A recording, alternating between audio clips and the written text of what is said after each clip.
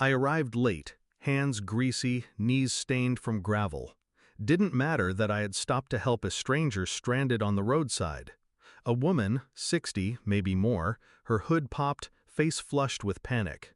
Didn't matter that her tire iron slipped and nearly cracked my wrist. I fixed it anyway, told her she'd be all right now.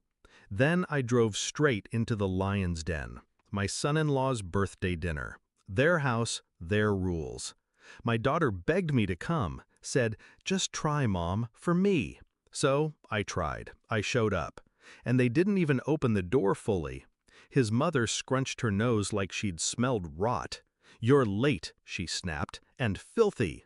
His father didn't speak, just looked me up and down, then turned away. Then my son-in-law, he stepped out, arms crossed. "We agreed you'd take this seriously. You clearly didn't." I glanced down at the oil streak on my sleeve. "I stopped to help someone," I said. "She was stranded." He smirked, smug and sterile. "You always have an excuse." Then the door closed. On my face. They didn't know the woman I helped followed behind. Didn't know she saw them shove me out like trash. Didn't know who she was. But I did. 30 minutes later, when she arrived in a sleek black car and knocked with the back of her knuckles like she owned the world. Because she did. It started with Kayla falling for him. I remember the night she brought him home. Her smile couldn't hide the tremor in her voice. "He's smart, Mom, ambitious. He sees me." I wanted to believe her, I did. But from the beginning, I noticed the way he spoke to her. To me. Gentle condescension, veiled in charm. He'd correct Kayla mid-sentence, smirk when I offered advice. And those dinner conversations? Always about his career, his family's legacy. Still, I bit my tongue. Kayla loved him, and I loved her. But the wedding was when the cracks turned into canyons. They excluded me from decisions, changed venues without telling me. His mother made snide comments about my dress, my job, my modest means.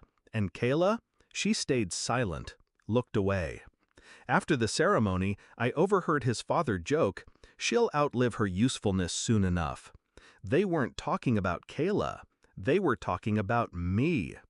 I didn't confront them. I watched. Collected moments like evidence. The cold smiles.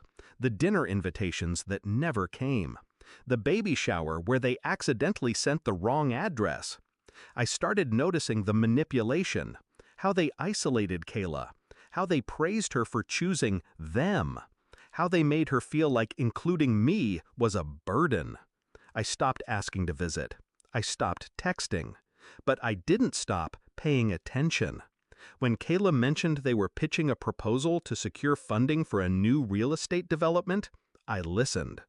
When she bragged that his father pulled strings to get them a meeting with the chairwoman of a major grant foundation, I dug deeper.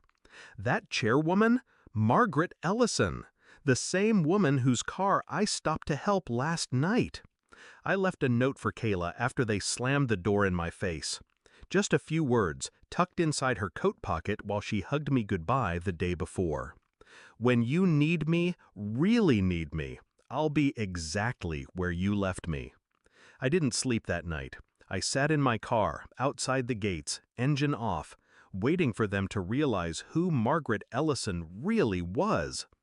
Next morning, 42 missed calls, all from Kayla. Apparently, after Margaret knocked, they greeted her like royalty, ushered her in, offered her champagne. She didn't sip. She asked, "Why did you slam the door on the woman who helped me last night?" Silence. "I was stranded. Your mother-in-law stopped, got on her knees, fixed my tire, never asked for a thing." They tried to backpedal. Excuses, misunderstandings.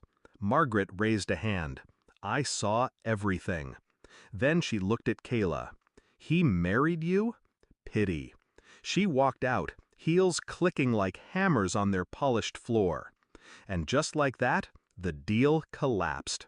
Their legacy project? Dead. Kayla came to me crying. Said she didn't know. Said she was sorry. said, "Why didn't you tell me who she was?" I looked her in the eye. Would it have mattered? She didn't answer. But I saw the recognition finally settle in. Not just about that night, but all the nights before. The patterns, the isolation, the slow, calculated erosion of her voice. They tried to build walls between us, tried to convince her I wasn't worthy. But I knew. I just waited.